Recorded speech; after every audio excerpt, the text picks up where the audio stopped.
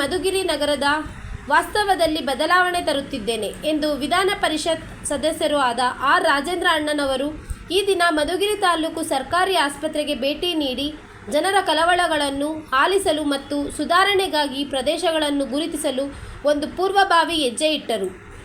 ಸಕಾರಾತ್ಮಕ ಬದಲಾವಣೆಯನ್ನು ತರಲು ಮತ್ತು ಆರೋಗ್ಯ ಸೇವೆಯನ್ನು ಹೆಚ್ಚಿಸಲು ಬದ್ಧತೆಯನ್ನು ಮಾಡುವ ಸಲುವಾಗಿ ಇಂದು ಮಧುಗಿರಿ ಸರ್ಕಾರಿ ಆಸ್ಪತ್ರೆಯಲ್ಲಿ ಕೊಡುವಂಥ ಚಿಕಿತ್ಸೆ ಎಷ್ಟರ ಮಟ್ಟಿಗೆ ಜನರಿಗೆ ಉಪಯೋಗವಾಗುತ್ತಿದೆ ಎಂದು ಪರೀಕ್ಷಿಸಿ ಸಲಹೆ ನೀಡಿದರು. ಬೆಡ್ನಲ್ಲಿ ಇರುವ ಎಲ್ಲ ರೋಗಿಗಳನ್ನು ಮಾತನಾಡಿಸಿ ಆರೋಗ್ಯ ವಿಚಾರಿಸಿದರು. ಇಲ್ಲಿ ಯಾವುದೇ ತೊಂದರೆ ಆದರೆ ನಮಗೆ ಹೇಳಿ ಎಂದು ರೋಗಿಗಳಿಗೆ ಧೈರ್ಯ ತುಂಬಿದರು. ಹಾಗೆ ಸರ್ಕಾರದಿಂದ ಬರುವಂತಹ ಸೌಲಭ್ಯವನ್ನು ರೋಗಿಗಳಿಗೆ ತಿಳಿಸಿದರು.